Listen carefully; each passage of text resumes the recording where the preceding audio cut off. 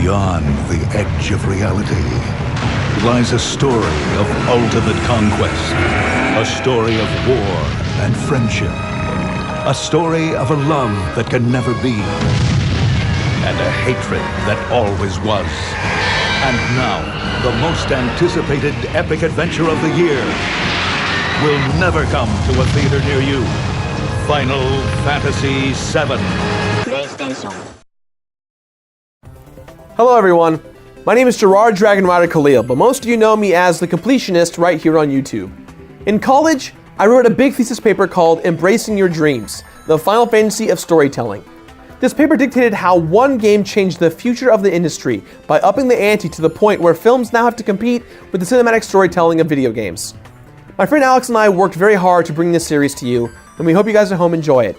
So without further ado, here it is, Embracing Your Dreams, the Final Fantasy of Storytelling. Final Fantasy VII. It launched over 15 years ago now, and fans still haven't stopped singing its praises. It tops many best game of all time lists, and love it or not, it's hard to argue that Final Fantasy VII isn't one of the most memorable parts of gaming history. Why are you starting with number 7? What happened to all the ones before it? Isn't Final Fantasy VI one of your favorite games ever? Well, yes, Greg, that's true, but Final Fantasy VII is so important to the history of the JRPG genre, it'd be crazy to start anywhere else. That's why I'm splitting it into 6 episodes. I want everyone out there to see just how rich and influential this game truly was. Not to mention, I'm a huge fan of it and everything it stands for. So how's it gonna work, Shirako? How can we stretch one game across 6 episodes? Easy. We'll just split up and expand on all the segments everyone's already used to seeing. On top of that, we'll walk through each disc in order, so that even if you've never played Final Fantasy VII, this month's episodes will be all you ever need to see. So this is our prologue video. Next week is Final Fantasy VII Disc 1 Part 1. The week after that is Disc 2 Part 2, and after that is Disc 3 Part 3. Then the following weeks, we will be reviewing the following games: Crisis Core Final Fantasy VII, Dirge of Cerberus Final Fantasy VII, and we'll also take a look at the animated film Final Fantasy VII Advent Children. Awesome! But today let's focus on the historical context for the game, as well as where the game industry was upon the release of Final Fantasy VII. Final Fantasy VII is the highest-selling Final Fantasy of all time, and is certainly the most successful JRPG ever to be released in North America. It's also an incredibly well-reviewed game, and because of this, it is considered to be one of the most influential RPGs of all time, and Square, the company who made it and is now known as Square Enix, is a legend in the genre. But it's so different from Final Fantasy 1 through 6. Why did that work? What about all the fans of the other games? Well, sure, that is sort of true, but if you really track the evolution of the series from 1 to 6, there really is a gradual shift in setting from classic high fantasy to something different, with more and more instances of steampunk influence being added until 6, where the Returners battle the Empire, and Terra shows a world that has moved past magic how to understand it again. Also, look at the character roster in Final Fantasy VI. It's huge! Think about that next time someone criticizes the high number of characters in Final Fantasy VII. Oh yeah! I guess Final Fantasy VII was sort of a natural evolution for this series, but it still looks a lot different. And we can't forget that it was released for the PlayStation either. What happened between Square and Nintendo? Actually, Final Fantasy VII was first conceived in 1994 as yet another Super Nintendo game. It was going to be set in modern-day New York City in 1999. Whoa! What? Yeah, right? Development eventually stopped on this version of this game because of how much of an effort was being put into Chrono Trigger. But some of the ideas that came out of development, like setting the game in New York City or Adia the Sorceress, were rescued in other Square games, like Parasite Eve and Final Fantasy VIII. She existed before Sephiroth? That's crazy, but I'll take it. But now something else is bothering me. If Chrono Trigger kept Final Fantasy VII off the SNES, why didn't they just throw it onto the N64? That was the original idea. Remember how the PlayStation originally spun out of Nintendo's abandoned attempts at making a disc-based console with 3D graphics? Yeah, some crazy SNES PS1 Frankenstein thingy, right? Exactly. That's what Square had in mind for Final Fantasy VII in 1995, when they made a tech demo involving Final Fantasy VI characters fighting in 3D. It was awesome, but when Nintendo announced that the N64 was going to be cartridge-based again, Square realized their only option was to end their relationship with Nintendo, and in early 1996, development began on Final Fantasy VII for the PlayStation 1. Or, I guess they could have put it on 13 cartridges. So then the better graphics allowed for more detailed character designs and more intricate environments, which inspired the higher level of technology present on Gaia? That's right, Greg. Ka-chow! But originally, the plot of Final Fantasy VII was totally different. The first plan was to make it a detective story, where you'd be sort of a private eye character chasing a group of criminals who blew up Midgar. That all changed when Final Fantasy creator Hironobu Sakaguchi lost his mother. He decided he wanted to make a game about how when someone dies, it doesn't mean they're gone forever. So that's where we get Aerith's story and the idea of the live stream, right? I know about Final Fantasy. I play fantasy. I fantasize a lot. Uh-huh. The only thing left over from the detective concept is that the characters are constantly on the trail of Sephiroth. It didn't really feel like a hard-boiled noir story anymore, but the designers thought it was a good mechanic for moving the story along anyway, so they kept it. Disclaimer: in explaining the details of the game's story, events are listed in chronological order. This can sometimes ruin for players if the game might be a surprise reveal. We do this so that we can consider all of the characters' motivations as we analyze their journey through the game. If this sounds like it might be a problem for you, that's fine. Stop this video right here, play through the game, then come back another time. We'll be here waiting. Final Fantasy VII is a story-based game around the themes of loss and personal identity. These concepts are woven in the story of the game at many points, and because this is what I love most about the game, our plot summary will revolve around this thing. Of course, we also know that the plot of this game is huge, and that every little bit deserves attention, so we've split up the story by which of the 3 game discs it appears on. Next week will be Disc 1, and then Disc 2 and 3 in the following weeks. Today, for the plot section of this giant completionist episode, we're going to cover everything that happens in the plot before the events of the game actually start. So without any further ado, Beardman... Yeah, Greg? Take it away! Sit back, relax, and come with us on the analytical journey through Final Fantasy VII. In the ancient past, an alien race settles on the planet Gaia. They call themselves the Cetra, and they exist happily alongside the native human inhabitants, and both of them use the life stream. The life stream is what Sakaguchi uses as an analogy for heaven and the afterlife. It's a source of pure magical energy that connects every living thing on Gaia. You come from it when you're born, and you return to it when you die. Also, people do Let's Plays on it. Around 2,000 years before the game begins, Jenova, the calamity of the skies, arrives on the planet disguised as a Cetra. It wants Gaia for itself, and it begins exterminating the Cetra and corrupting the planet. Gaia fights back by concentrating the live stream at the Great North Cave to create a bunch of giant creatures to help defeat Jenova. These are known as the Weapons. Much like Pacific Rim, these huge monsters are a reference to the old Japanese kaiju monster films. Pacific Rim is incredible. If you haven't seen it yet, you really should. However, before the weapons can be used, the Cetra defeat Jenova and seal her in a rock. The weapons become inert and enter hibernation. The Cetra barely survive, and the few that are left just kind of disappear into the human population. This is our first huge example of loss and identity. Jenova exacts both upon the Cetra. As time goes on, humans grow and civilization becomes centered around a huge industrial city called Midgar. Its name came from the Old Norse Midgard, which refers to the central realm, or middle world, of the 9 mythical planes. Just like its Norse counterpart, Midgar is surrounded by a giant desert. The Cetra are practically non-existent at this point and are now more commonly known as the Ancients. A company called Shinra runs Midgar and uses its giant reactors to tap into the life stream, harvesting and selling it in a form called Mako. Everyone uses Mako for energy and for manufacturing materia, magical spheres containing spells. Shinra grows in power until it becomes a world shadow government. They know draining the Mako is hurting the planet, but they're so powerful they don't care. A puppet mayor is appointed to run Midgar, and Shinra also runs the military and forms secret police. It's a terrible place to live for most, and finally, the small amount of rich people that are there move off of the planet's surface to live up on a giant cluster of raised plates high above the city. In the last 50 years before Final Fantasy VII begins, it creates a social civil war with the rich literally above and the poor below. At the height of their power, Shinra also creates Soldier, an elite unit of Mako-enhanced super soldiers, and the Turks, a secret group of covert assassins. One of these Turks is named Vincent Valentine. Trust me, you're going to want to remember that name since it becomes pretty important later on. In Cosmo Canyon, another part of Gaia entirely, Nanaki is born to a small tribe of intelligent, four-legged lion folk who are having a war with a tribe called the Gi. Nanaki's father saves the tribe from the Gi, but Nanaki's mother is killed, and his father is turned to stone in the process. Loss and identity are evident here as well, because Nanaki never found out who his father was, and believes he was abandoned when the Gi came.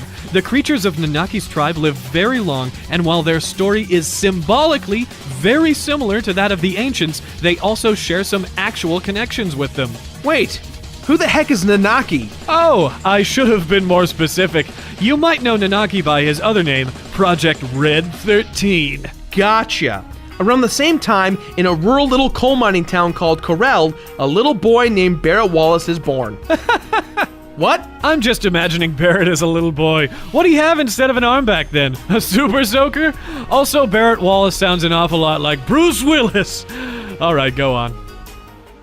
So about 30 years before the beginning of the game, a man named Professor Gas discovers Genova hibernating inside Mount Nibble. He convinces Shinra to help fund his research, believing Genova to be a living specimen of the ancient Cetra tribe. Professor Gas and another scientist named Hojo begin researching into creating humans with the same powers as the ancients in a basement laboratory, hidden under a mansion in a nearby town of Nibelheim. As a fun fact, Nibelheim roughly translates to cloud home in German, but it's also a reference to Niflheim, the Old Norse cradle of life. Both translations are perfect for what's going on here, but we'll get to that in a little bit.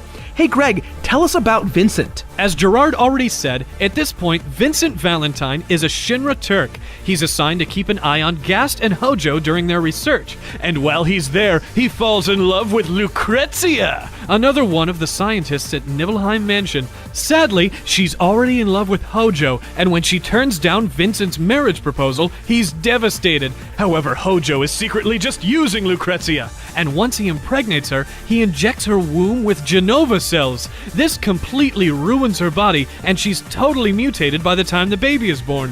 Vincent is obviously pretty upset, but when he tries to confront Hojo about it, Hojo captures him and subjects him to experiments. Lucrezia flees to live alone at Waterfall Cave, and when Vincent realizes everything that's happened, he seals himself in a coffin below Nibelheim Mansion for 30 years. Hojo escapes to Midgar with his son, Sephiroth.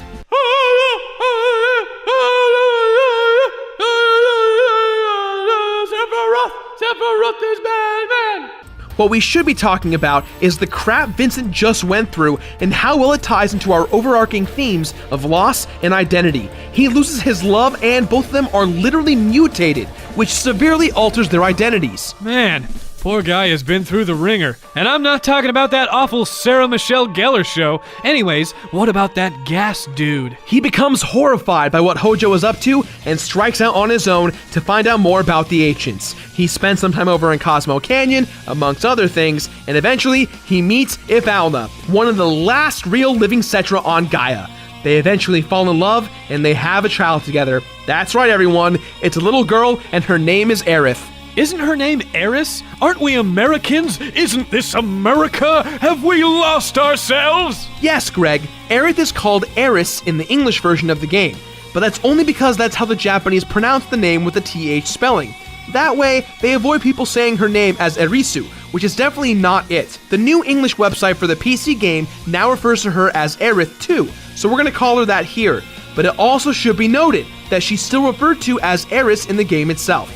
Anyway, Hojo finally tracks down Gast and his family. Gast is brutally murdered, but Aerith and her mother are captured and taken to Midgar by Shinra. More tragic loss, anyone? Around the same time in Nibelheim, a little girl named Tifa is born, and as she grows up, she becomes aware of another kid in the town. This one, a quiet little boy. He never really hung out with anyone, probably because he loses his father at a young age and is raised entirely by his single mother. His name, Greg, can you You do a little fanfare for me, Greg? Huh? A little fanfare?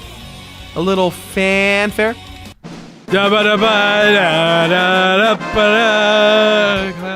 Cloud Strife. He's the main character of Final Fantasy VII and is often named as one of the best characters to ever be in a video game. His distinct spiky yellow hair and giant buster sword are almost as recognizable as Super Mario or Master Chief, but his backstory is so much darker and much more complex. But more on that later. Greg? During Shinra's conquest of a town called Wutai, Ephalna and Aerith break out of Shinra HQ and find themselves on the run. They get as far as Sector 7 before Ephalna realizes she's going to die. She runs into a woman named Elmira Gainsborough, and because she's a nice person who just lost her husband in a war, Ephalna hands over Aerith for safekeeping. Elmira says yes because Aerith will help fill the hole left by her late husband. Loss, new identities! I think you might be onto something here, Gerard. As she grows up, Aerith begins to develop special abilities and periodically avoids being captured by the Turks. Back in conquered Wutai, a girl named Yuffie is born. Meanwhile, Sephiroth's Genova-enhanced abilities turn him into a powerful warrior, and he rises through the ranks of soldier, totally unaware of his crazy past. Word of his legendary status spreads to Nibelheim, where Tifa's mother had just died. Confused, she sets off to Mount Nibel to find her, and Cloud, inspired by Sephiroth to keep her safe, goes with her. Tifa gets hurt, and Cloud gets blamed, but now Cloud and Tifa become closer friends. Cloud aspires to join Soldier, and Tifa studies martial arts under Master Zangief. Back in Midgar, Aerith begins dating a soldier operative from Gongaga named Zack. Cloud also tries to join Soldier, but fails and ends up a normal Shinra grunt instead. Still, when monsters begin attacking Shinra reactors in Mount Nibel, Sephiroth, Cloud, and Zack are all sent to investigate. Cloud's so embarrassed to be seen as a regular soldier that when Tifa is asked to take them up to the reactor, he keeps his identity a secret, once again playing into our theme of identity. Here, Sephiroth finds Genova, and over the course of several frantic days in Nibelheim Mansion, rediscovers his past. He thinks he's a descendant of the ancients and begins to see humans as traitors to them who let them be destroyed.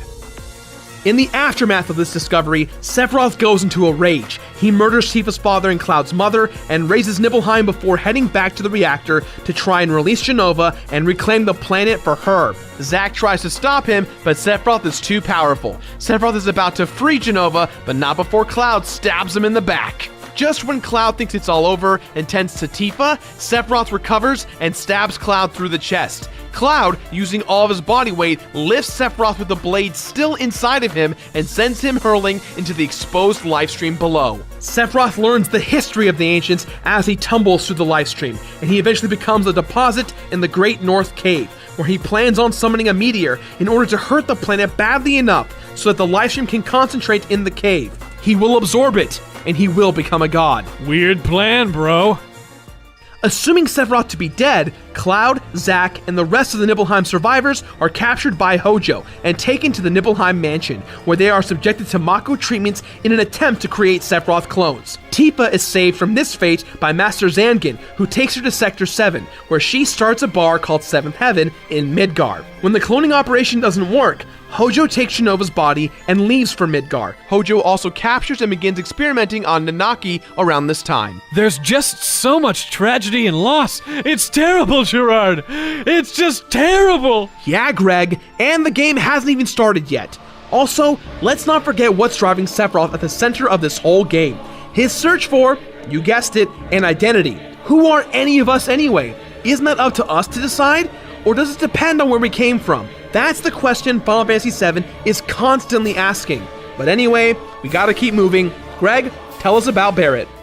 So Barrett and his friend Dyne both still live in Corel. It seems like coal mining is sort of becoming obsolete, so Barrett is happy when Shinra arrives to build a Mako reactor and convinces Dyne to put aside his initial hesitance because it will keep everyone in town employed. One day, they go on a trip together, and when they get back to town, they find it under attack from Shinra, who has blamed recent sabotage attempts on the townsfolk. Dyne is knocked off of a cliff in the fighting, and Barrett loses his arm while trying to save him. Corel is lost, so Barrett rescues Dyne's daughter Marlene from the house where Dyne's wife was killed, and replaces his arm with a gun. He heads to Midgar too. More loss! Dyne also replaces his arm with a gun, but goes crazy and stays in Corel, which eventually becomes a prison town for the brand new Gold Saucer Entertainment Complex that's been built above it. Dyne rules over Corel, using fear to become a brutal prison boss. Barrett meets Tifa in Midgar, and because of their mutual hatred for Shinra, she allows him to use the basement of her bar as headquarters for Avalanche, Barrett's team of anti-Shinra activists and eco-terrorists. Back in Nibelheim, Zack and Cloud escape from the Shinra mansion, but Cloud's memory is damaged by all the Mako and Genova augmentations he's undergone. On their way to the mountains outside of Midgar, Zack tells Cloud his story about life in Soldier and what it was like to serve under the great Sephiroth. Unfortunately, that's when they're discovered by Shinra, and Zack is killed before they can escape. Cloud is a little bit more functional by this time, and is able to escape with the aid of Zack's sword. He makes it all the way to Sector 7, where he's found by Tifa, and he is dressed in an old soldier uniform and clutching the sword. As he gets better, Cloud too begins to experience an identity crisis, mixing his memories with Zack's, which leaves both the protagonist and the antagonist lost and alone at the beginning of the game. And now they've gone through so much tragedy. All the other characters are merely broken shells of themselves. The game can now begin, and we can play through their healing process in real time. Ladies and gentlemen, our episode of Disc 1 on Final Fantasy VII comes out Friday of next week.